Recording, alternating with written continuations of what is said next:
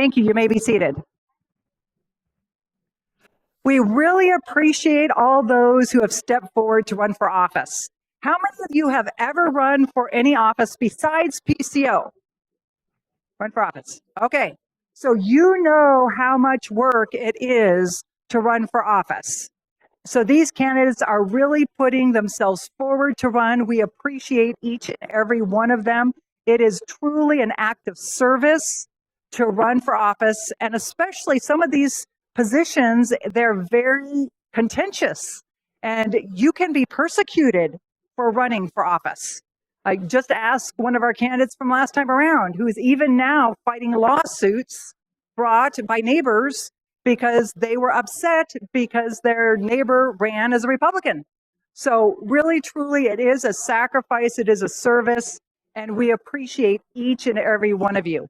The format for tonight is we're going to ask the candidates to come up one by one. We're going to give them 3 to 5 minutes to introduce themselves, talk about why they're running and why you should support them. And then after we cycle through all the candidates, we are not going to have a wild, crazy Q&A. We just don't have time for that. But all of the candidates have brought materials. So if you wish to ask them questions, they're here. You can catch them at the end of the meeting. Hopefully some of you caught them at the beginning of the meeting. You can get their phone numbers and email addresses and contact them if you have any questions. So thank you all very much for coming tonight. And what we're going to do is we're going to just work our way down the ballot as if it was here. And we're going to start with the congressional races. And then the reason why, just FYI, we have some judicial candidates who are running a little late because they have jobs. A lot of people have jobs. So we're going to push them towards the end of the agenda to give them time to get here. So we're going to do the congressional races, the county races, then we're going to do legislative districts, 23rd, 26th, 35th, and then we'll finish off with the judicial candidates. So thank you all so much for coming tonight. And so we're going to go ahead and begin with Teresa Fox, who's running for Congress in the 6th Congressional District. So Teresa, come on up. Thank you very much. Well, it is good to see everyone tonight. Big crowd, lots of new faces, and I think that's really good. And I think that speaks to the fact that folks are upset. I'm Teresa Fox. I am running against Emily Randall for U.S. House of Representatives in the 6th Congressional District. Now, that's 6 counties on the Olympic Peninsula: Kitsap, Mason, Jefferson, Clallam County, Grays Harbor, and part of Pierce County, for those that don't know, but it's a big district. I got into this race because I have lived, born and raised in Bremerton, been a business professional here for 30 years. My family had businesses. I have watched this town and our district go downhill after 40 years of failed leftist policies. The kicking point for folks that don't know me already, the kicking point was when Emily Randall was in a Somali daycare fraud hearing. She should have been representing the folks out here in the 6th District and finding out how much all that fraud is affecting us out here in Washington State. But instead, she took the opportunity to race bait and state that white men commit a disproportionately higher rate of crime than illegal aliens.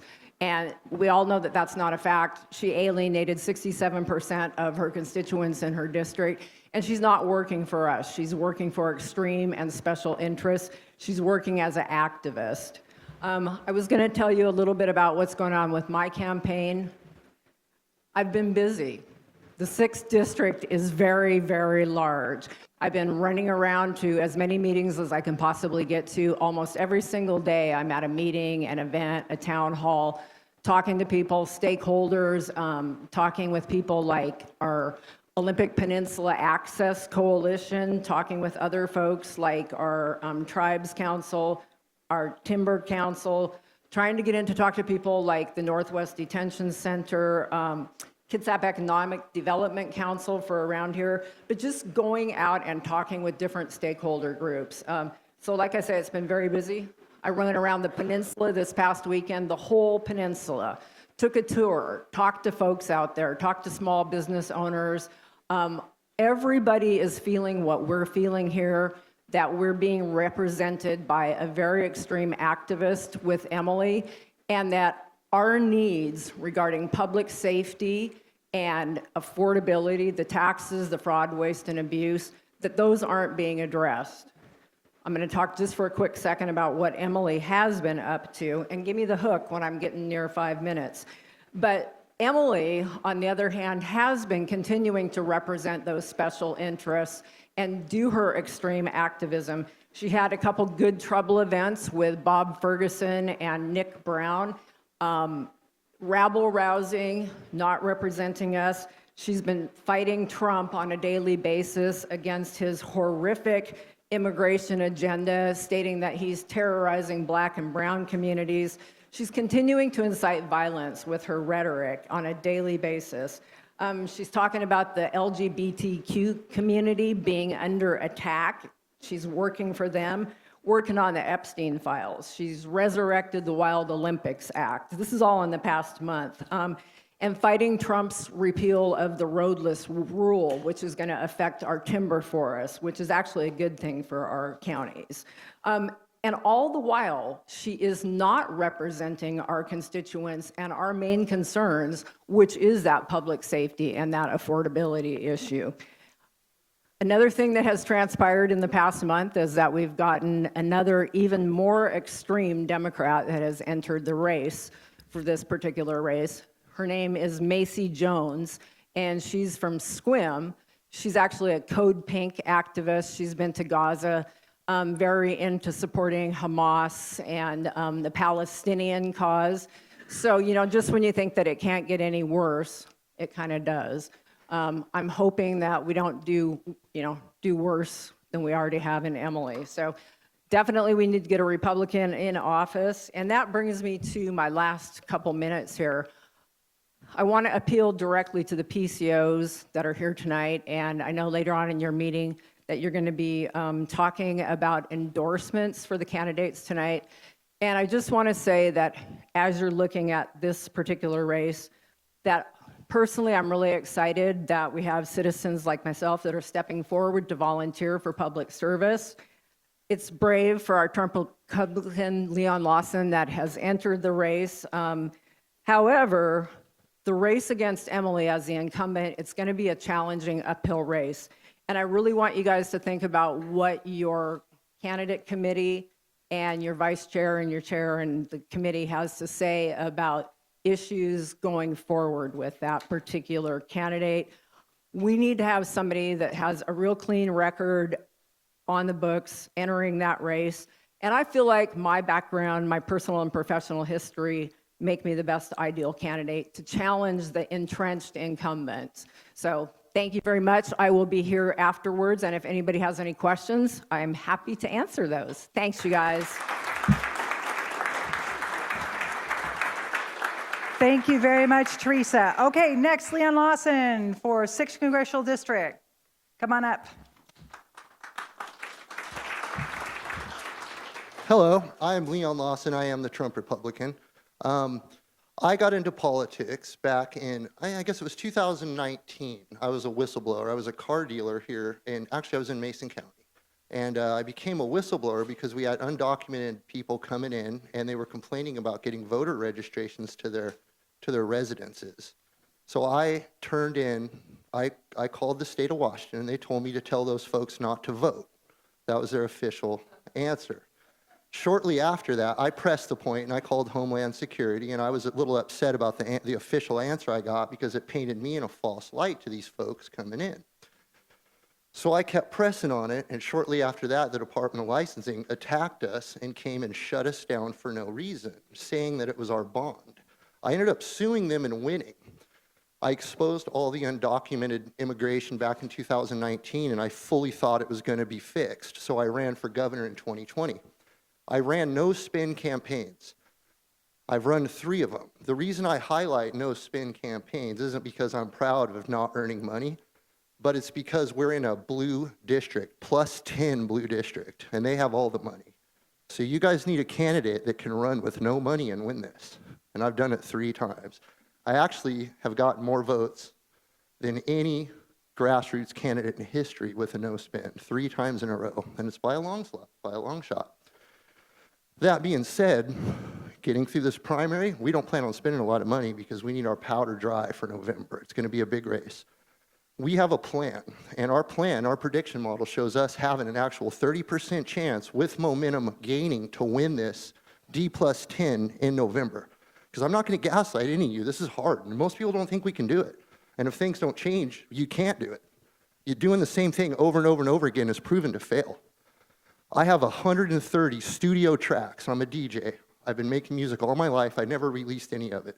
In the last 3 races, I didn't want to do it because I didn't want to be called a novelty, and I knew we probably couldn't win those races. All these tracks are about unity, and they're all set to flood the zone around November. We have a statewide war map from MAGA, Washington, that does all 10 districts and has real-time interactive polls. It also has the cashy betting markets down on the bottom. Right now, it's favoring me, which has me up pretty high, but I like to act from a position of losing because we need to move forward, we need to hammer hard. I need all the support I can get because we need to get ready for November. We got a hard fight, and we're not going to get this opportunity again. They're fixing the elections. I've been fighting in the courts. You guys check my record. I think I've been in 30 oral arguments against the state on regulations. I'm the one that busted them for DCYF. I'm telling you that was me. I'm the one that had the auditor admit that they hadn't audited since 2019. So the Somali fraud was a slide. I worked at DCYF. They spent $25 million on 18 kids. Yeah, and I asked them about it. That was my death nail. That's why they fired me. They also spent $45 million on a prison gym. $45 million on a prison gym. All the veterans in the whole state got $11 million combined. Let that sink in. That's what they're doing, and they've been doing it, and I've been fighting them in the court since 2019. I've been the most vocal against them, but we're not going to fight them by going after them. We have to unite. We have to bring the dim base over. We have to show the hypocrisy to the left voters. We have to get the moderates on board. We can't attack. We have to show what Emily did that was good, why her time is done, and why I can expand on it. I have perfect legislation for if we win the majority. If we do not win the majority, I'm going to go after all the policy gaps. I'm going to show everyone where the money's really going. All the money these Democrats are getting, we all know they're wasting it. The people aren't seeing it. Transparency is how you fix that. You show the people where it's going. You chase the policy gaps. One of the cases I brought involved 45 executive orders from the Biden administration and the Trump administration, showing all the policy gaps and all the failures of the Biden administration in detail. This is on court record. All of you can find it. Have your attorney friends look at it. Have your most educated voters look at me, look at my work, and listen to what they have to say. My work speaks on its merit. I'm not gaslighting you guys. It's going to be a hard race. If you guys want to give up and do the same thing over and over again, I invite you to do that. I'm up here. I offer a new path. I'm Leon Lawson, 6th District.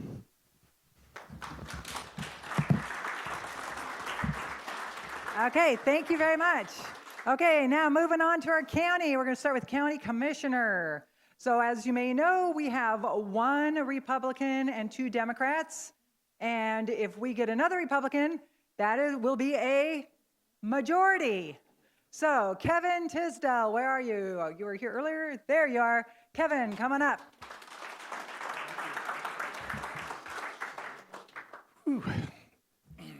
Half of life is showing up, so here I am. I joined the race really late.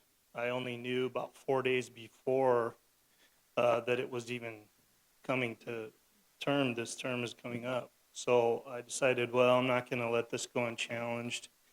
I'm 4th generation from Kitsap County. I'm Kevin Tisdale. Mostly what I've seen is in working for City of Seattle and King County, I've seen the development model creep in from over there to over here, and nothing but passiveness from county commissioners. They're not really working seemingly for us. They're working for Seattle or King County or Kitsap Transit. And they say growth with a big smile every year, and it's all good. But I've seen the model, and it doesn't create commerce or revenue. it creates more tax burden is exactly what we're all seeing and feeling in the state because it's become a state model. So coming from that city and living here my entire life, I can recognize right away, this is not good. And so simply it's just chalked off, well, we're doing what we're told, the state requires it, and they don't challenge legislation whatsoever. But there are tools to use. We have much to offer in terms of resources besides being a bedroom community for transportation and jobs in Seattle. We don't collect revenue from businesses that everybody commutes for over there. We don't get anything over here. So, but we do have opportunities to develop the correct way and offer things to our region that would generate revenue. I didn't want to really share a lot up front, but what I'll say is one thing that I thought about for a long time, 10 years, and if you go on some of my social media, you can see my posts 10 years back. And I've brought it up to commissioners about 9 years ago. I would be the only single person going to meetings saying, hey, we should do this, we should do that. And currently, we have a lot of cities that are feeling and saying the same thing that I am. This model is not working. Eventually, the tax burden is becoming too much. So I'm not saying that we shouldn't develop, but we should develop wisely. And we should develop revenue at the same time. And we have that to offer, but before it's too late and we just build all this housing, we have to do something. So here I am. I'll share it. I didn't want to share it for a long time, but one of the things I've thought about for a long time is the Port of Bremerton has a lot of property that we could use, and we can use it for regional service and do a waste-to-energy plant. We could also do biosolids there. I'm a wastewater treatment plant operator. That's been the career path my whole career in civil service. So right now, all of the wastewater treatment plants, they ship all of the solids clear over to Eastern Washington. And so you can imagine those truckloads every day and the fuel it takes to do that. But it's a resource, and it's very expensive to ship that there. So you want to now make this population even more dense and increase also the pharmaceuticals and pollutants, but then you want to charge everybody the Climate Commitment Act, right? So that's in conflict in my mind, and we have maybe an opportunity to shorten up that transit and burn that here. But that again, Spokane does this, and they generate $5 million a year in revenue, but they're in conflict right now with the CCA, the Climate Commitment Act. Well, there's solutions to all of that, and that's what I intend to do, is go and explore the solutions, negotiate our legislation that says you have to develop this much there. I want to go and say, well, maybe housing isn't it. And for sure, in a more local setting, I for sure don't want to see any more development right on the water. We have no chance of tourism at that point. Nobody wants to come like the Bremerton Marina, the big condos. Nobody's coming to the marina except for from Everett to moor their boat, So those are the kind of things I want to fix. I think we need another hospital, quite frankly. We have one for a whole peninsula. And those are kind of two of the bigger items that I would like to look at in office. There's more, and I'll share more as the campaign goes on. We only have two people, a Democrat and a Republican. I think somebody dropped out. So Kevin Tisdale, and I want to keep Kitsap. Thank you very much, Kevin. Moving on to the assessor's race. I'm going to ask one of our Republicans that is in the courthouse, and he came and spoke to us recently and talked a little bit about how his job works, but we appreciate actually having a Republican in the courthouse, Assessor Phil Cook.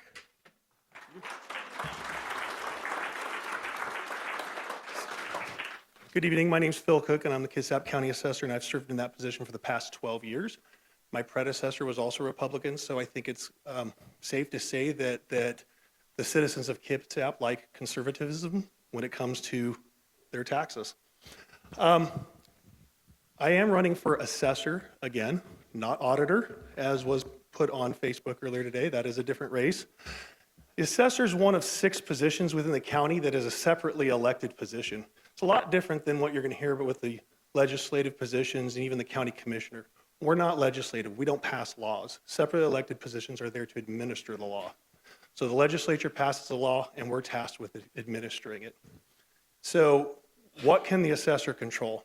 And it's all about management. It's about management, leadership, and efficiency. So the primary function of the assessor's office is to determine what the market value is on 120,000 parcels in Kitsap County. And we have to do that for tax distribution purposes. We have to work with 40 taxing districts and administer the will of the voters. So how do we get everything done, and what can I control as assessor?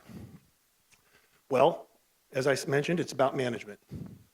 And where I've succeeded is in a variety of ways. So when I first ran 12 years ago, I ran on the platform of bringing customer service to public service.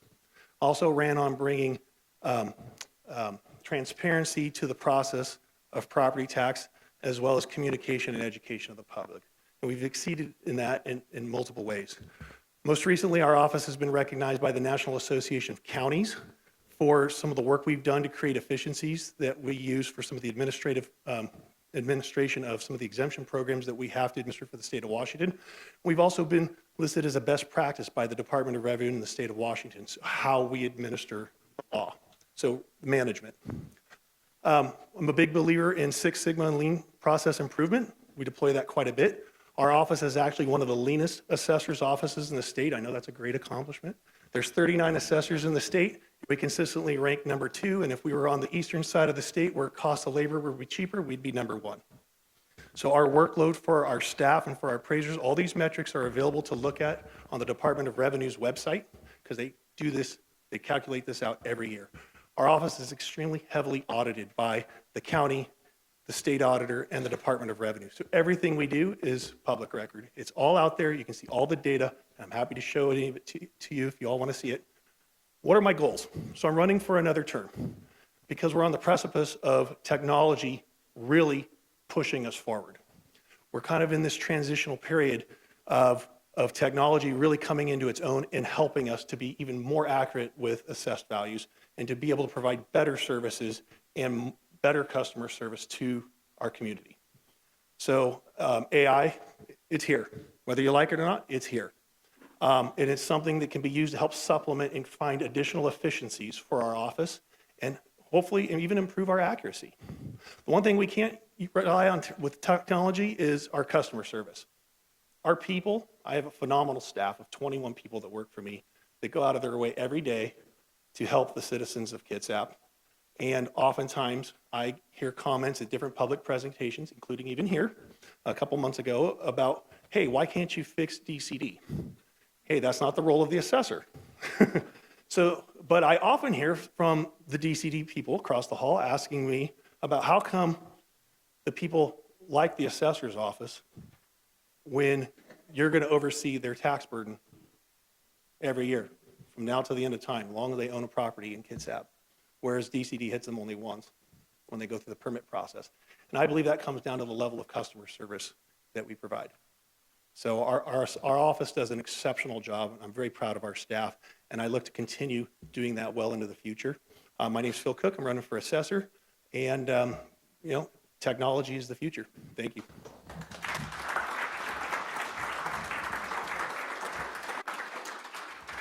Okay, moving on to sheriff. We have a great opportunity here in Kitsap County to elect Rick Coos for sheriff. Yoo-hoo! Go, Rick. Thank you so much for allowing me to be here. I am excited, and I'm extremely confident that I'm going to be the next Kitsap County Sheriff, and I'm going to tell you why. So in 1999, I was in the Navy, and I got orders to Bremerton. So that's what brought me to Kitsap County. I was stationed on the USS Carl Vinson as an enlisted sailor, and our family fell in love with Kitsap County, Bremerton area. And so after that, I worked my way up through the different ranks, and eventually I went back to the East Coast for training, and I was able to get commissioned as a naval officer. And as a naval officer, one of the things is, where do you want to go? And I immediately said, I want to go back to Kitsap, because Kitsap County became the foundation for our family in 1999. And so God blessed us with the path, and we came back to Kitsap County, and I was stationed on submarines the last half of my career. So the first 10 were enlisted, and then the last 14 were on subs. And I worked my way up, and I retired as a lieutenant commander up in Bangor. I was a strategic weapons officer. And so while I was a strategic weapons officer, the thing that I'm bringing to the table for the sheriff is the Kitsap County Sheriff, it isn't a deputy level job where you're out patrolling the streets. That's not it. It's a leadership job. And I am so confident I'm going to win because I'm the only one that has leadership experience, and that is exactly what the sheriff's office needs. An example of that is I normally stood weapons duty officer because I was on a nuclear missile submarine in charge of all the nuclear missiles and all the weapons and stuff. And we needed to get that submarine out to sea the next day. And it wasn't, I didn't normally stand the watch. The captain of the ship came up to me and was like, hey, I'm going to assign you ship's duty officer tomorrow because I know if I assign you that role, then you can get this submarine out on time. And so I knew what I had to do. We had several I know there's some submariners in the back. For some of those things, we had to do retests on different parts of the system, but we had limited resources. We didn't have the manpower for that division to do that resources.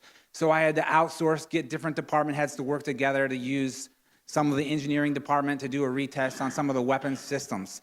All said and done, staying up all night long, making phone calls, getting all the ship services from Bangor together, we were able to get that submarine out in time. And Kitsap County is facing the same thing. The commissioners aren't giving us more money. In fact, they're doing a 3% budget cut across the board, which caused the sheriff's office to lose funding by reallocation.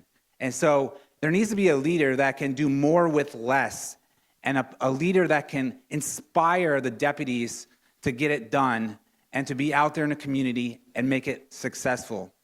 Some of the big things that I'm running on for sheriff, if you go to my webpage at votecoos.com, you can read more into it, but there is no regional drug task force. There's a cartel in South Kitsap, and if you ask any of the Port Orchard police chief or the sheriff's office, they're going to be silent about it. They'll acknowledge it, and in fact, last year, 2 years ago, there was an article in USA Today about the Port Orchard police chief talking about the cartel and its presence and the shock that the fact there is no one doing anything about it.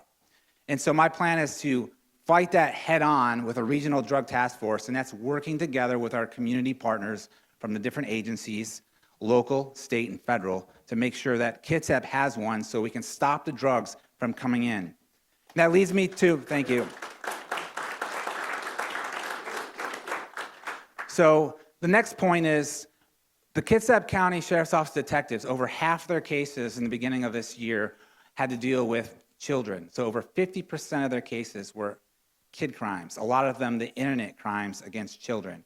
And right now, Seattle is assigning the cases to Kitsap. So huge resource for our detectives need to focus on the children. But at the same time, for those of you that have called 911 or reported crimes online, contacted a non-emergency line, a lot of the other crimes they're not being investigated. In fact, they'll just be, here's a case number, use your insurance, and the suspects, we're never going to try to catch them.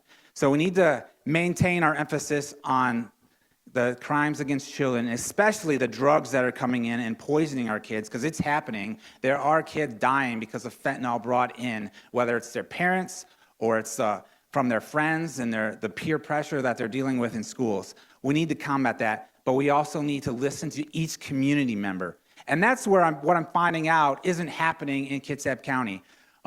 4 years ago, promises were made, and I think I'm done with the whole let's make promises about public safety and different things.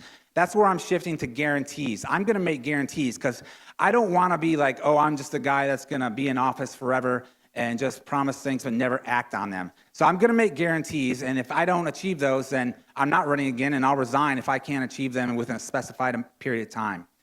But one of the big things is the community policing. So when I go out there, and I've been going out there, people call or send me emails and like, hey, will you stop by my house and talk to me about this issue I'm having?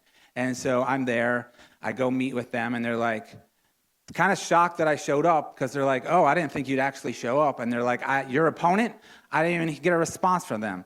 And so I listen to their problems and I provide solutions that are absolutely achievable. And some of those things that are achievable mean like you gotta have you have your deputies on patrol, but sometimes well, like they need a little focus. Like, okay, I would like you to do this in this area for crime prevention at a certain time. I would like you going around to the apartments that have high crime rates and maybe talk about the different cameras they can in the area.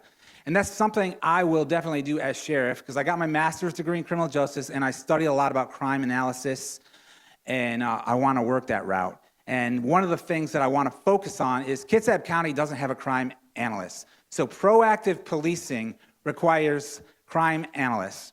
That means maps and everything given to the deputies, suspect lists of all the different crimes from, like in King County, I have someone going through my case reports and my body cam footage and any evidence I upload, and they're like, okay, this is the suspect for this crime. Next thing you know, in my email, all the deputies get a bulletin saying, this is who we're looking for.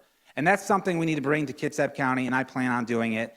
The last thing I want to say is you can hear more about me and my choice for undersheriff, who's lieutenant colonel in the reserves, Andrew Conway, this Saturday at the Crosby Community Center. Keith Swank is supporting me. He'll be there as well as other people. So this Saturday at 5:30 for VIP, 6:30, and it goes till about 9:30, and dinner will be provided. Thank you. Thank you very much. Moving on to the legislature, we desperately need to deny the Democrats a supermajority. We need every single race is vitally important in Olympia. So starting with the 23rd, we don't have a Senate race in the 23rd. The Senate races, FYI, are 4-year cycles. And so half of them are up each time, every 2 years. So this year, the 35th is not up. Excuse me, the 23rd is not up, but the 26th and the 35th are. So we're going to invite our 23rd legislative district candidate, Lance Bird, to come on up. Let's see how this goes. Hi, everybody. A lot of familiar faces in here. So I got a speech here. I'm just going to read it off.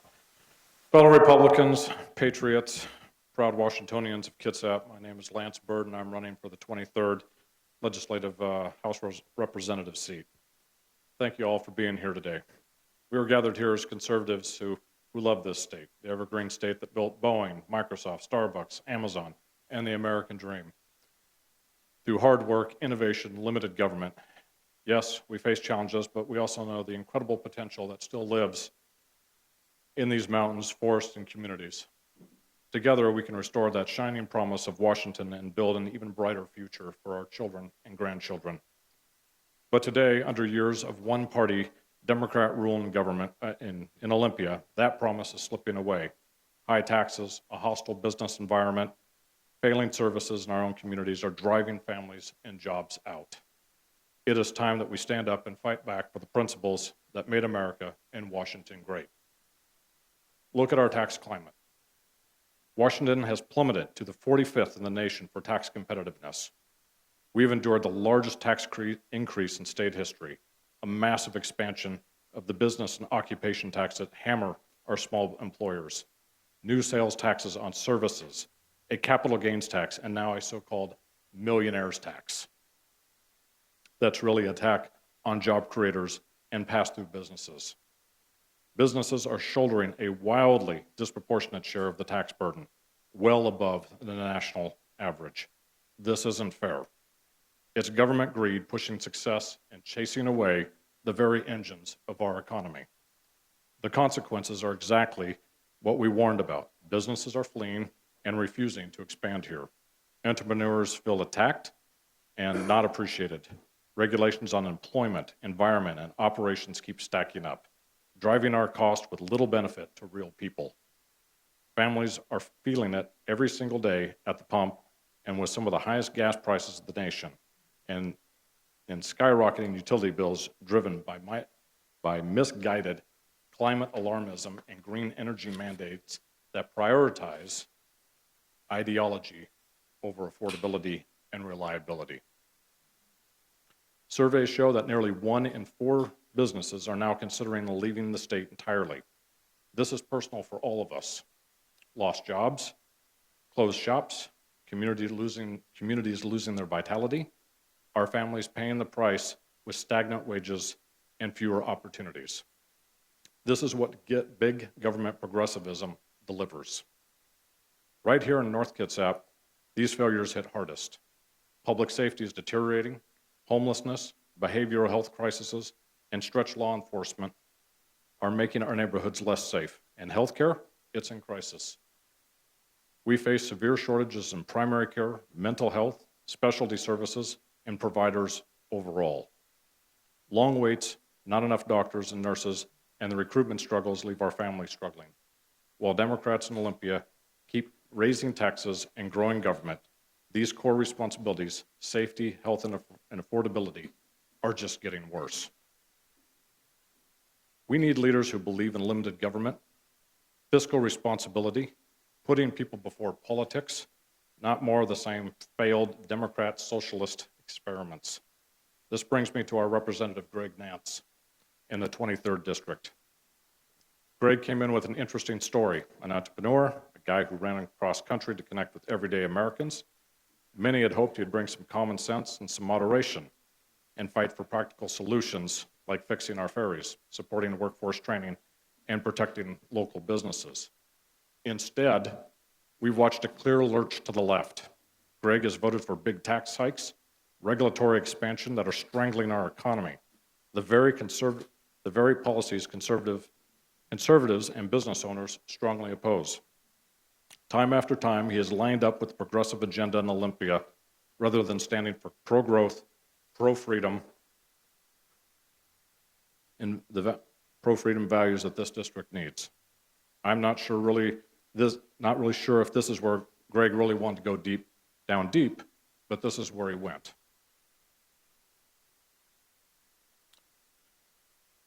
Fellow Republicans, we just deserve better. We deserve fighters who will roll back these taxes, slash burdensome regulations, restore law and order, incentivize healthcare providers to come here, and put our communities first. We need leaders rooted in conservative principles, not following the progressive tax and spend playbook. It is not too late. Imagine that what Washington can be when we return to conservative values, thriving small businesses, creating good paying jobs, safe neighborhoods where kids can play outside, world-class healthcare where providers are eager to serve our communities, affordable gas prices and utilities, families proud to call this state home. We have a resilient people, hardworking, innovative, and full of the American spirit. We are a resilient people. We have the talent and the determination and the love for this beautiful land to make it happen. Our best days are still ahead, if we have the courage to fight for it. My friends, the choice is clear. Let's rally together with hope and confidence, supporting strong Republican candidates, and demand a Washington where North Kitsap is known for its strength, safety, and prosperity, an unbreakable community spirit, not its shortages and struggles. Together, we will take our state back and build a brighter, freer future for every family here. Thank you. God bless you all. God bless North Kitsap. Thank you very much, Lance. Yes. And moving on to the 26th, where we have 3 races. We're going to start with the Senate. Gary Parker, come on up. He's running to take on the very liberal opponent. If we can win in the Senate, we will deny them that supermajority seat. So we need him to win. Go, Gary. Thank you so much. And thank you for letting me take the time up here today. I am going to ask you for a little bit of grace today because I am feeling a little bit under the weather and the heat of this room is not helping me a whole lot, okay? But as she said, I am Gary Parker and I'm running for state senator in the 26th district. I'm running because, to be frank with you, I'm tired of you guys getting lied to about the bills that are passed into law. You don't deserve that at all, and neither do I. Olympia is currently being run by a corporation, and for those of you who haven't heard that speech, I'm happy to give it to you sometime. But it's really what it is. I come from a corporate world out of the Dow 30. I know what corporations look like. That's a corporation, that's not a government, okay? Because it's all one side. I'll tell you that session after session, and I'm looking at some of you in this room, session after session, I sit on that TV and I watch you give outstanding arguments against why bills are bad, just to be absolutely ignored. And that pisses me off, right? Because these guys are working hard. I don't see how you do it, guys, be honest with you. But you'll teach me. And that's important because that says we don't have balance. We don't have discussion. We don't have deliberation on bills. Just somebody somewhere is deciding what it's going to be. They go into a caucus room. They decide how they're going to vote. And regardless of the opposition's discussion, it's passed anyway, right? We can't allow that to happen, all right? And that's why I've come up. I'm a business guy. I don't have the need, right? I'm not a politician, but I'm coming up to help these guys because I feel like I can, and I feel it's important that business guys like me step up to come help our voice down in Olympia. Like I said, I'm trying to take over and unseat Deb Kay. Deb Kay, in my opinion, is the perfect employee in a corporation. She does exactly what she's told, and she never complains. Do you guys realize that she has voted for over 90% of the new laws that have come in the last 2 sessions? Straight party vote. In fact, really the only ones that she hasn't voted for, if you go back and look at her record, are the things that are too politically sensitive, because she's had to go through 3 elections or an appointment in 2 elections for this, right? But she does exactly what she's told. I watch her on the cameras. It was really interesting. I'll share this on the millionaire tax bill. If you go and you look at the debate that went on in the Senate, she doesn't realize she's on camera, but she's sitting there following along on the script that had been written for that piece of theater, right? Never stood up, never advocated for you, not once. I want you to think about that, because we need to get her out of that seat, and I'm stepping up here for you. I can do it better. I can give better judgment, and I can give the receipt better respect. And I know I can represent you guys much better than she's doing. And that's, like I said, that's all I have for the day, so. Thank you. Thank you so much for stepping up and running. Okay, moving on to the House. We're going to start with position 1. So in case you're wondering, we get 2 chances. We get to elect 2 people as representatives. So they're called position 1, position 2. The next 2 Republicans are not running against each other. We want them both in Olympia. So David Olson, come on up. Thank you so much. She stole my thunder. So I'm really excited that for the first time in a while that the 26 LD does not have 2 Republicans running against each other, that we have everyone in the 26 LD, the state reps, the senator, are all running unopposed as far as having a Republican opponent. That's a great, great improvement in the 26. So if you know what I'm talking about. Most of you, when I look around the room, most of you know me. I've served on the Peninsula School District in Gig Harbor I'm in my 13th year. I'm really proud of the work we've done. We have an amazing JROTC program. We were one of the first school districts in the state to ban cell phones and social medias in school. That was a great step for us as far as improving student outcomes and reducing issues in the classroom between the students and the teachers. We are recently ranked number 18 in the state out of 295 school districts, and I'm really proud of the work we did there. You know, for those of you know, also 2 years ago, I ran against Chris Reichdahl for OSPI to try and protect parental rights and keep boys out of girls' sports. And I came up a little short, but in the 26 LD against Chris Reichdahl 2 years ago, I won 88% of all the precincts in the 26 LD. So I'm really proud of the work that all of you did to help me in that race as far as the 26 and the Pierce County side as well. We got a lot of support from the KCRP PCOs and the Pierce PCOs. Public education is one of the main things that I think we need to work on in Olympia. We're going in the wrong direction with public education. We're not doing enough to fund it. My opponent recently, Pat, voted for a bill, 6260, that cut several $100 million from public ed, including from Running Start and from transitional kindergarten. My daughter got her associate's degree using Running Start My teammate Katie Cornell got her associate's degree through Running Start, and many of you may be familiar with it. Maybe your kids or grandkids got their associate's degree through Running Start. So that's in the wrong direction. And we're cutting funds for public ed that puts more state funding, that puts more of the onus on local taxpayers, because then they come to you to pass a levy and have you help fund public ed. But the state constitution says the state's paramount duty is public education, and we are dropping the ball in Olympia on that. Our 35th legislators, Travis Couture and Dan Griffey, Andrew McCune, are fighting hard to help our kids, not hard enough.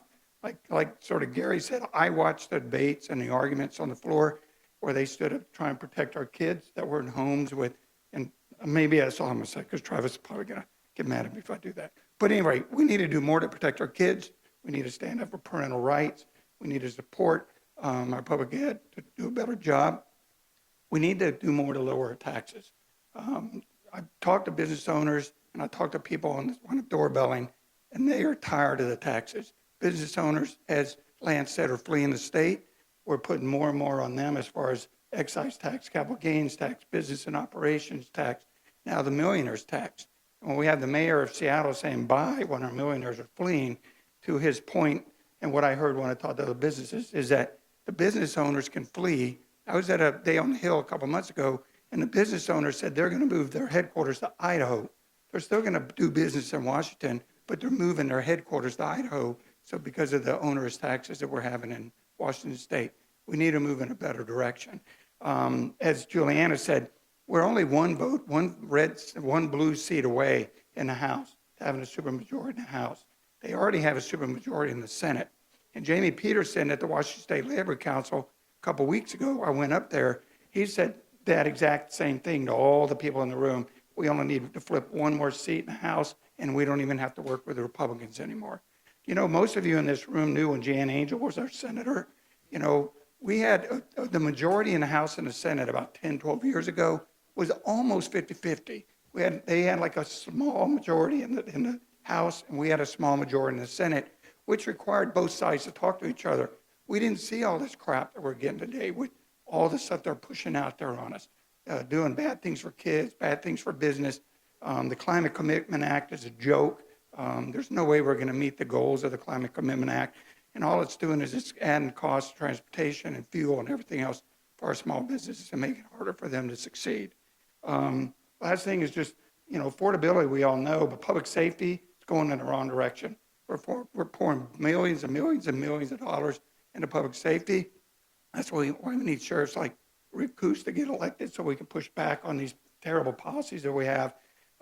We need to do more to help these homeless and drug addicts other than just throw them in jail for one night. We need to do more to help them. We can't just have it be a one night or 2 night fix. We need to do more to address that problem, but we just keep pushing more and more money onto that terrible problem. But you know me, I've been around for more than a dozen years. I appreciate all your support and endorsements for OSPI and all my other races, and I hope you'll support me and endorse me tonight. So thanks so much. I'm David Olson. Thank you very much. We appreciate you running, and I'll tell you, running for a statewide office is no joke.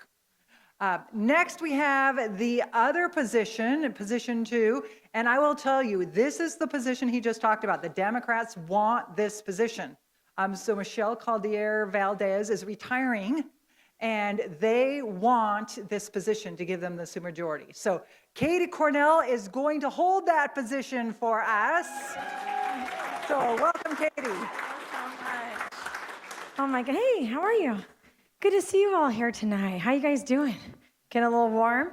Well, thank you for being here on a beautiful sunny day in the Northwest. When we get those, it's really a sacrifice that you'd come here. And I'm so excited to see so many people because we need your help to win. I could reiterate all of the issues that were just stated, but David did an amazing job laying them all out to you. And so I wanted to kind of share a little bit more, little unique things about me, and then I'm really just going to ask you guys to help us. But ultimately, I'm from Port Orchard. I'm locally raised, born and raised here, never lived farther than Belfair and around this area, now live in Gig Harbor. This is my home, this is my family, all my memories are here. This is where I want to continue to raise my kids and have grandkids here. I don't know about you, but it's funny how like little moments just stand out to you. But I got to go to the playoff game with the Seahawks this last season, which was really amazing with my two boys. And I had this moment where I thought, some of you guys been tempted to move before. Anyone cross their mind? I had this moment and I thought, who would I cheer for if I moved? I mean, just think about it for a second. I'm like, think about it. We're Seahawks fans. Come on. If you're really from here, you are. But I had this moment. I was like, I can't move. You know what I mean? No, all my memories are here. And you guys are here. And this is our community and our town. I've spent the last 18 years doing community development around the world. Building schools, hospitals, drilling wells, microfinance, dental, deaf schools, you name it. But building programs that work and are sustainable. And the reason why I'm running is because we do not have a spending problem in Olympia. We have a programmatic problem. Our programs are ineffective. It doesn't matter how much money you throw at them. It will not work. They're designed to fail. We're incentivizing failure in these programs. We're funding homeless nonprofit machines based upon how many homeless people they serve, not how many successful stories they have. And so we are going to continue to see these programs continue to fail unless we change the design of the program. And I'm going to Olympia because I believe we can change each and every one of these things. I genuinely care about our kids that are dying of fentanyl. I was down serving lunch on MLK in Bremerton on yesterday, and each one of these people have a story. And it's crazy because I asked around, I'm like, there's only about 100 homeless people down here, and I'm thinking to myself, within an hour, I'm like, I'm pretty sure I can figure out how to solve this problem. But the difference is not all problems are they actually trying to solve. But I want to go to Olympia to solve problems, to work for us, to help our most vulnerable, help our seniors, our children, our veterans. But this is not a money problem, this is a program problem. And so I want to go and help serve there to fix these broken problems and broken systems. But like we said, no pressure at all, but the entire supermajority lands on my race. So I'm like, okay, well, we better win. And I believe we can win, and I know we can win. We have so much momentum right now. I don't know if you can see, but we're just seeing so many positive stories. The firefighters have endorsed me, which has never happened. Michelle never got that endorsement. Yeah, not because of Michelle, but because of the fact that they just took their pension. But we're seeing people tell me all the time, I've always been a liberal, I've always been a Democrat, but I'm voting Republican this time. And my phrase I'm using is, look, you don't have to be a Republican to vote for one. You just got to want balance in Olympia. And so this is our moment, this is our hour. But my question to you is, how bad do you want it? Because when I'm out doorbelling, I'm bumping into Deb Kay, and she's got 3 or 4 people with her, and I'm out there on my scooter by myself. Now, I know I have a lot more volunteers than a lot of people, but the reality is we are not going to win this without doorbellers and without people helping. And so if you want to stay here in this state, we need your help. And so I'd love to ask you to volunteer for me, for Team 26, David, Gary Parker. This is our greatest chance to win in Olympia as the 26th district. We need to hold the 35th, but we can win back the 26th. David can win this seat. Each of us have 2 Democrats running against us. So while they're fighting it out, we're building positive momentum. This is our hour, this is our moment. But the reality is do you want it? Because we cannot do it alone. And so I just implore you, 1, pray for us, but volunteer. You can give financially, you can host events, you can put up signs. I have my signs with me here tonight. You can go put them up if you live in the 26th district, which is Gig Harbor, Port Orchard, and downtown Bremerton. If you don't take one, because no one will see it. But if you do, take one. But let's do this. We can do this, but it's going to take all of us. Thank you.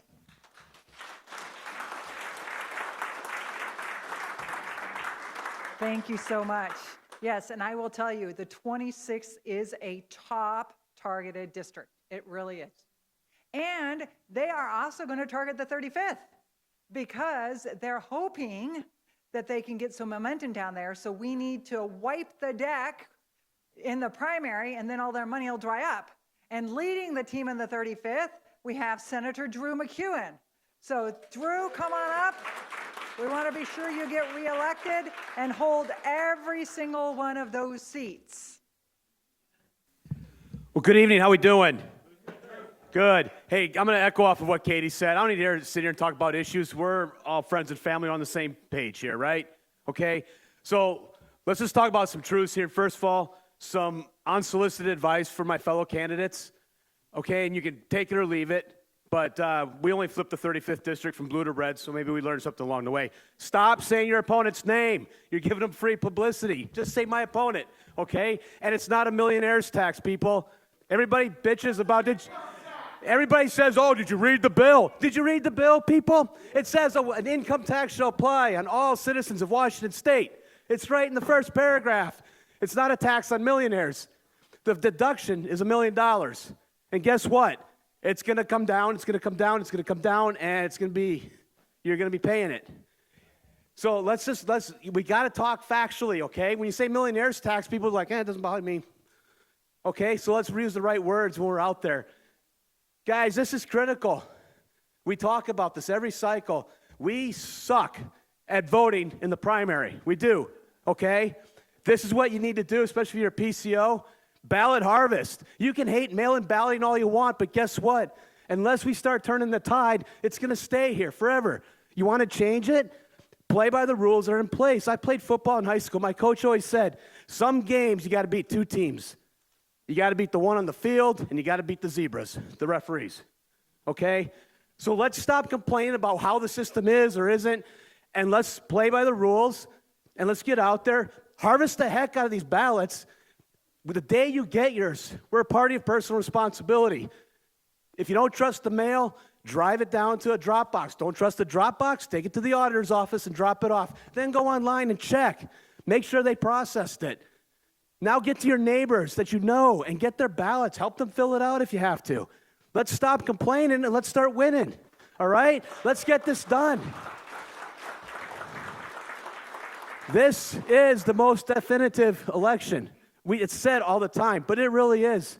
A lot of you have the Let's Go Washington. Guess what happens? If we don't win in the 26th, if one of us goes down to the 35th, guess what happens? How well do you know the initiative laws? You cannot change an initiative without a 2/3 vote in the legislature for at least 2 years. So guess what? They pick up seats. You can pass the initiative all you want. They will change it in January. And they'll wipe it out. Okay? So let's get real, folks. This is critical. And I don't care if you want to support me, Dan, or Travis, who are doing battle in the House, or any of the other people that are running, whether it's for judge, for the county level. Pick somebody and get on it. Let's get it going, guys. Okay? I'm preaching to the choir a little bit, but you got to get with your neighbors, too. I'm proud to have had your support since 2012 when I won my House seat and going to the Senate in 22, and I am in this. This is critical. I'll tell you what. You have a power team here, and I say this very humbly. I'm the deputy leader for the Senate Republicans. Dan's the whip in the House Republicans. Travis is the assistant floor leader, and he heads appropriations. We are in the thick of this day in and day out. So pick somebody. I don't care if it's me or not. I'm going to win. We just did a poll last week. Depending which one of us you look at, we're 11, 12 points ahead, but I take nothing for granted. We're going to run like we're 11, 12 points behind. So screw them. If we're going to beat these clowns, you got to write a check, you got to get ballots in, and you got to knock on doors. So let's get it done. Yeah, thank you so much. Okay, if you're not motivated after that, we'll give Dan Griffey, so he's in the House, position 1, we'll give him a shot here at rallying you around, right? We need to get him in too, so keep him there.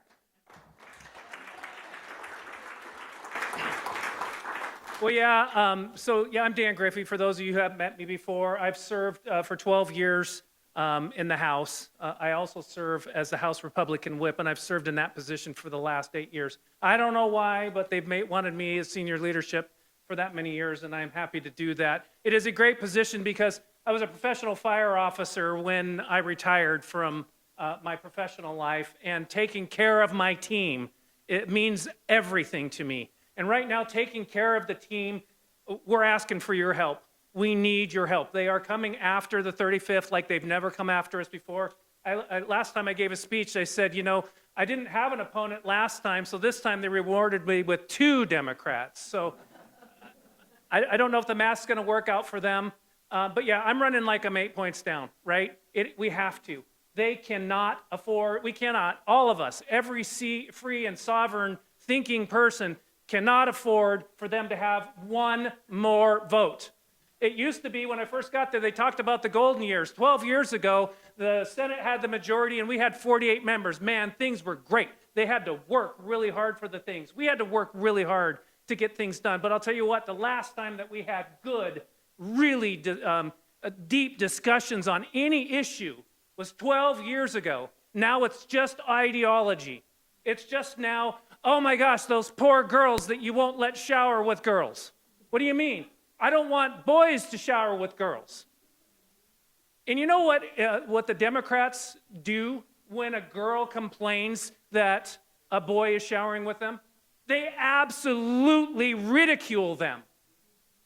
What state are we living in? It used to be that we cared about women's issues. I spent my career trying to make sure the sexually assaulted and the domestic violence, the people that had domestic violence perpetrated against them had real recourse. Anymore, they don't have recourse because they give excuses. If you consider yourself in transition, then you can just about do anything you want to do, including assaulting a female. They hide it. I mean, you look down at Longview right now, thank goodness, not the bad thing that happened at Longview, but where they arrested the superintendent. That is happening in every school in the state of Washington. Spot a few. There's a few that are bastions. We have a couple of them in our district that have real strong conservative superintendents, and they're absolutely going after them. They talked about the education cuts. The education cuts that the Democrats engaged in this year affected only conservative districts, only Republican districts, only small schools that were finding different ways to get through all the myriad of regulations and muck and mire that Olympia forces upon them. Only our districts did they cut. They cut money from the Peninsula School District. That school district is David, you need to be very proud. That school district is a shining city on the hill. They're doing the things that need to happen. The kids are actually reading at higher than 30% competency rate. They're doing mathematics at higher than a 34% competency rate. Those are the graduation rates in Washington State right now. And the WA and Washington State Democrats think that's okay. They think that we're just doing the math wrong. So they changed the math. So now they're calling a D a C, and an F is, well, a D minus. We can't do that. We're setting all of our young people up for failures. We're not giving them what they need to succeed. Right now, we don't let them fail. We don't guide them through failure process any longer. No, what we do is we just promote them along, and at 18 years old, we bless them as adults and say, don't go make any mistakes. They're not prepared for the job or the workforce. We know that because our employers are telling us they're not coming prepared. The Boeing company wants to leave this state, not because it's cheap to leave this state. They hire people as line engineers with high school diplomas. They are saying that it is, and they have to show up to work on time, and they have to do it the Boeing way. And they'll pay them $100,000 a year to do it. It is too hard to find somebody that meets that criteria. Can you imagine that? So like Drew said, I'm challenging each and every one of you. I've seen many of you for years in the rooms. I'm challenging you to reach down as far as you can reach. Communicate with your neighbors, because I'll tell you what, they did 3 very unconstitutional things this year. They passed a state income tax. They stole from my brothers and sisters' firefighter pension. And they tried to tell you who you could elect as a sheriff. All of those things, I believe, well, the one's probably not unconstitutional, but it's dang illegal. The feds are probably not going to approve the rating of the pension. We know that we can do it without $8 billion that they stole from the citizens of the state of Washington, from pensioners. We know that because my seatmate wrote a budget that proved it could be done. Anyway, thank you so much. It is time to really, really, really work, because if you do, I do believe there's enough Washingtonians on our side that we can get this thing done. I thank you so much for always being here for us. Yes, we do. And And speaking of that brilliant person who wrote a budget that required no tax increases, number 3 of the great 3 down in 35th District, Travis Couture. Thank you, Travis. Thank you. Well, good to see everybody. I only got another 30 minutes of speaking left. Hey, you know what? You've heard all the bad news, right? Income tax, pension rates, largest tax increases in state history, $81 billion record budget, twice that, 3 times that as it was just 10 years ago. Yeah, it's dark days, right? And but you know what I think? I think there should be a lot to be hopeful for right now, and I'm going to tell you a little bit about that. It's just darkest just before the dawn. We're coming close to this precipice, a time for choosing, like Reagan would say, where we have a time to choose as citizens of Washington State or even Kitsap County, a new way forward. And it seems dark, some don't trust the voting system, the Democrats keep winning, they keep listening. But you know what I hear every single day that maybe you don't get to always see is I see all the emails and the phone calls from hardcore, never voted for a Republican in my entire life, red and blue Democrats saying absolutely not a single one, no more. And that's happening every single day. And we should have hope. And why? Because we don't put our hope in man, we put our hope in Jesus Christ, right? And there's a lot to be hopeful for. Those initiatives on the table, like to stop that unconstitutional income tax.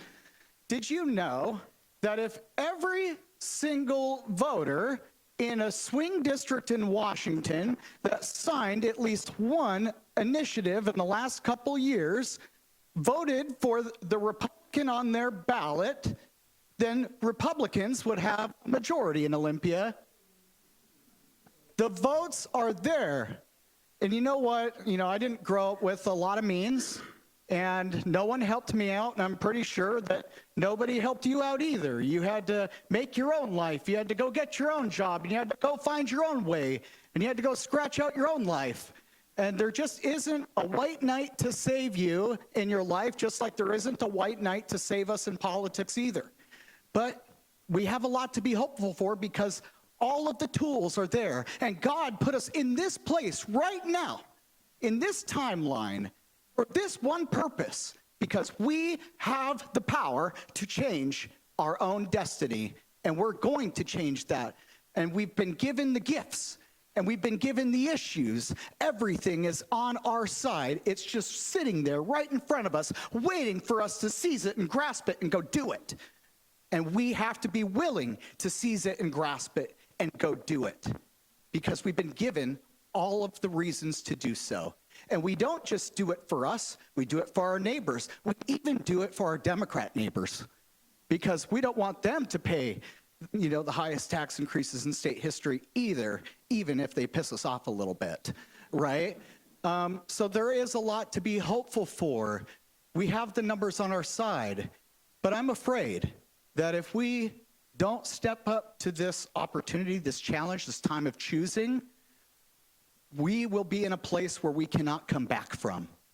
Because of all the bad things that you've heard of, one of the most nefarious, absolutely, I don't say this often, but absolutely evil things that I've heard recently is our governor, Bob Ferguson, promising to flip enough seats to get a supermajority so he could erase the political maps and erase all Republican representation in the state of Washington and get rid of our independent redistricting commission because Texas did it.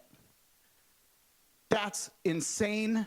That is tyrannical, and we cannot allow that to happen over my dead body, right? And so at the end of the day, like was said before by Drew and others, find a candidate to support.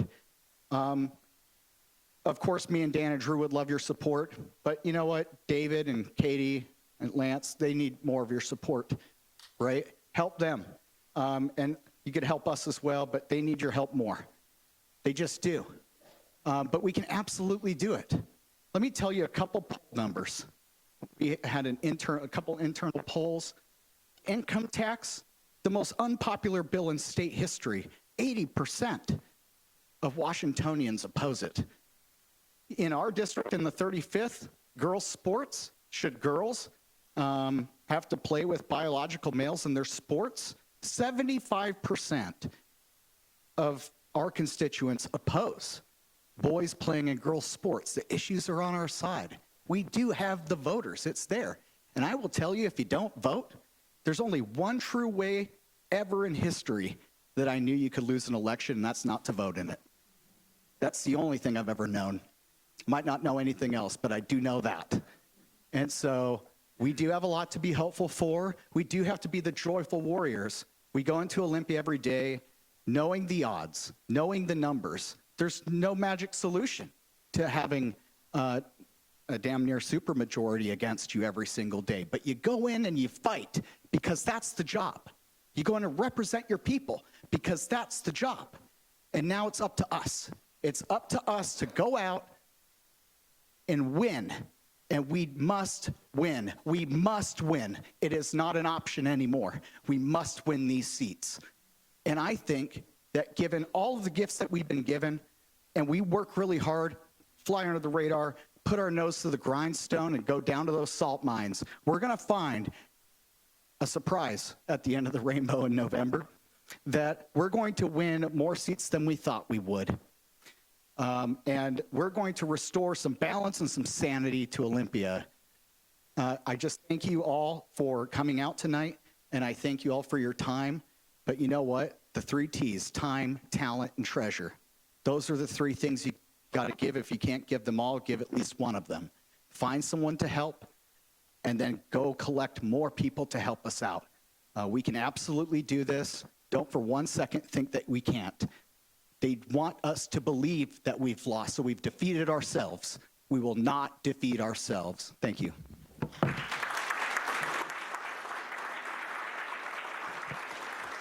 Thank you so much, Travis. You know, the fight in Olympia is real, but there is another body in Olympia that there is a fight over. That is our Washington State Supreme Court. Our Washington State Supreme Court, there are 9 members, and they cycle through election cycles. 3 come up every 2 years. However, because we have the 3 that are coming up this year, and we have 2 resignations, so we have a majority of 5 coming up on our Supreme Court this year. All of the stuff you've heard talk about, it's going to be going before the court. The income tax, the sheriffs, the pension funds, I mean, all that sort of stuff. A lot of it's going to end up before the state Supreme Court. And if we have activist judges who think it's their job to legislate, not to enforce the law, then honestly, we can elect legislators all day long, and if they just bring it to court and say, oh, nope, we want to do it our way, we're in trouble. So now more than ever, we need solid people on our Supreme Court, and we are privileged to have one of those solid candidates here tonight.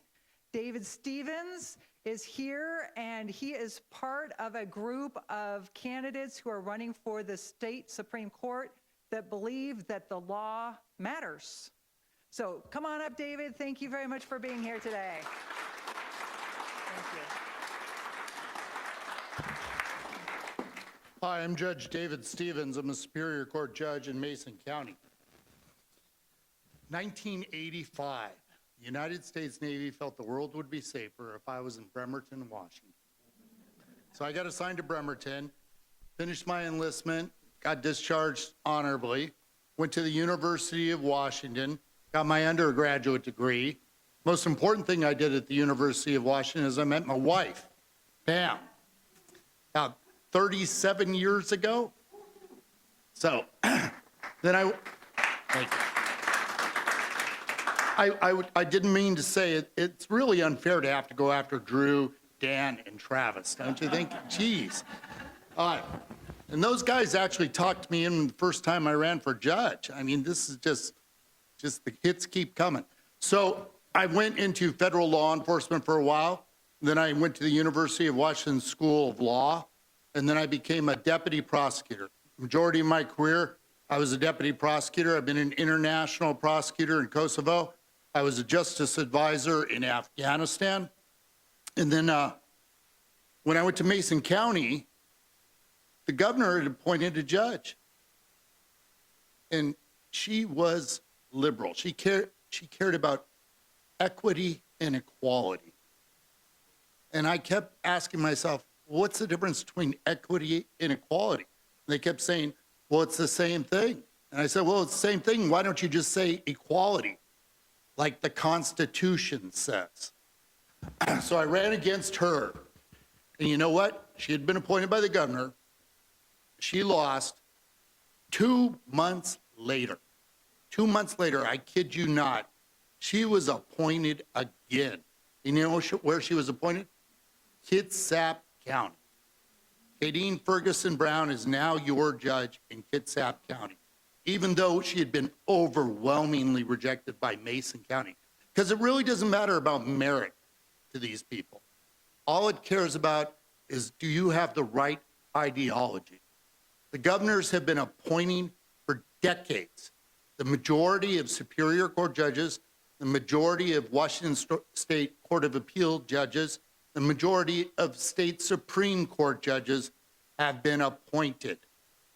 Now, you have to know your history. Oliver Wendell Holmes said, the study of law is the study of history. And if you look at our Washington State Constitution, it specifically says the judges are elected. Now, why does it say that? We all know that there are certain states where they are appointed, where there are committees and things of that nature. The reason is the territorial governor had unilateral power to appoint judges. And they knew from that experience that if one person appoints the judges, that they're going to make political decisions, ideological decisions. So we wanted our judges to be elected. But what happened was, because we have one-party rule for so long in this state, that when there was a vacancy, the governor would appoint, and a tradition arose. So the governor would appoint you, and then before you finished, when you wanted to retire, before you finished, you would resign, and the governor would appoint again. There are seats that have been appointed 6 or 7 times by the governor. And since it's a one-party state, there's a certain ideology. And that's why we're getting the decisions we're getting now. Now, you hear about the terrible decision, Blake decision, where the state Supreme Court, even though for 40 years, it had been illegal to have drugs in Washington State, methamphetamine, fentanyl, things of that nature. It had been up to the state Supreme Court twice. And then all of a sudden they decided, because of ideology, read the Blake decision. They said it had a disproportionate impact upon racial minorities, things of that nature. So they gutted it and said it was unconstitutional. And now you go to Seattle and you see open drug use. It's now a misdemeanor that isn't even really prosecuted, because it takes a year, 2 years to get the results back. Statute of limitations is 2 years on those things. So they're not even really being prosecuted. Drug dealers are still being prosecuted, but drug possession. You know what? Many times as a deputy prosecutor, I would prosecute somebody for possession of methamphetamine or something of that nature, and I would meet them later, and they would say, that was the best thing you ever did, Mr. Stevens. All the other prosecutors gave me a deal, and then I had to do treatment, and I just blew it off. But you took me to trial, and you made sure I did that treatment, and I finally got off those drugs. People want to be held accountable.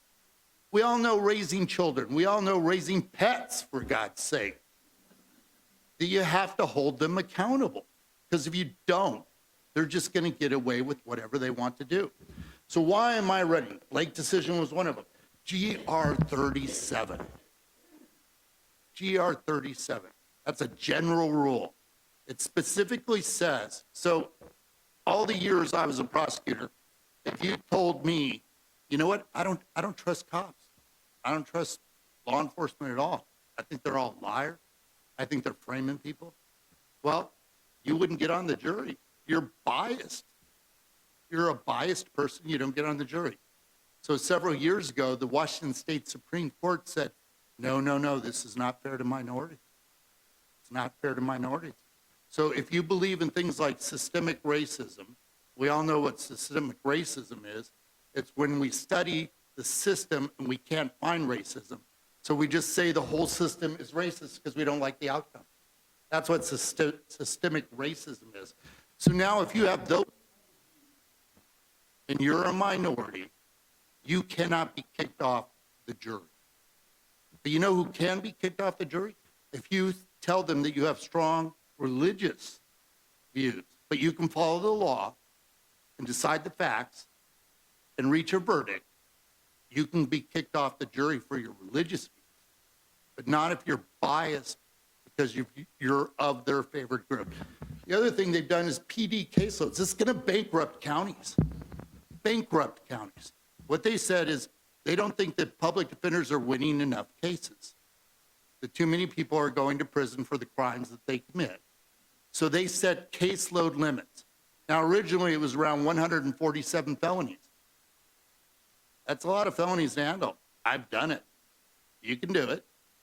But now they weren't even winning enough. So last year they decided it would go down to 47. So we're budgeted for 3 public defenders in my county. In order to comply, we're going to have to go up to probably 7 or 8 just to comply. That's going to require more support staff. Each is going to have a computer. They're going to have to get benefits. It's going to be millions of dollars. And when Deborah Stevens, who's Chief Justice right now, was asked about that, she said, that's not our problem. And it's purely ideological why they're doing this. They don't want cases prosecuted. Now there's a rule out there where they're trying to eliminate the bail system. You know, I get flack. Sometimes because of the way the bail rules are, I have to set bail for people. They get out, and then there's angry letters or things on Facebook, stuff like that, because they don't understand that the way the rules are written. But our state constitution specifically says if you commit a Class A felony, let's say murder, let's say rape, something like that, you can be held without bail. They're going to eliminate it. They're taking it out of the rules. They're going to put a cap on misdemeanor. You know, I find it really interesting because they've exempted some of those misdemeanors, and several of them make sense. Assault for domestic violence. Okay, yeah, you don't want a $200 cap on that. But they also included things like if you don't have your weapon, your firearm in your car, because we all know as good firearm owners who have permits that if you have a weapon and it's in your car, if it's on your person, you got it in your holster, it can be loaded. But if it's in your glove box, the law is you can't have it loaded. They've exempted that too. They think those people are just as dangerous as people who are out there beating up their wives. That's the way they see the world. And they're going to impose those views on you. And they can do it through the rule system. Because who's going to tell them no? They're the state Supreme Court. They get to decide whether they're right or wrong. So that's why I'm running for Washington State Supreme Court. It's gone on too long. We need people. The last time we had anyone who was close to a conservative was 2011, Richard Sanders. He was more a libertarian. So I had some disagreements with Justice Sanders, even though he's a friend of mine. We haven't had a real conservative on the Washington State Supreme Court in decades. And you see the effects of that in your neighborhoods, in our cities, in our schools. And it needs to stop. And the only way it's going to stop is if we elect conservatives to the Washington State Supreme Court. That's why I'm asking for your vote, and I'm asking for your support. We've got our website on there. Please go and take a look at it, look at my biography, look at what I believe, and if you agree, support my candidacy for the state Supreme Court. Thank you. Thank you very much. Okay, people, now you have your marching orders. We have some great candidates out there. We need to be sure to vote. We need to get our friends and neighbors to vote, and we need to go out there and win elections in August and November. So thank you all for coming.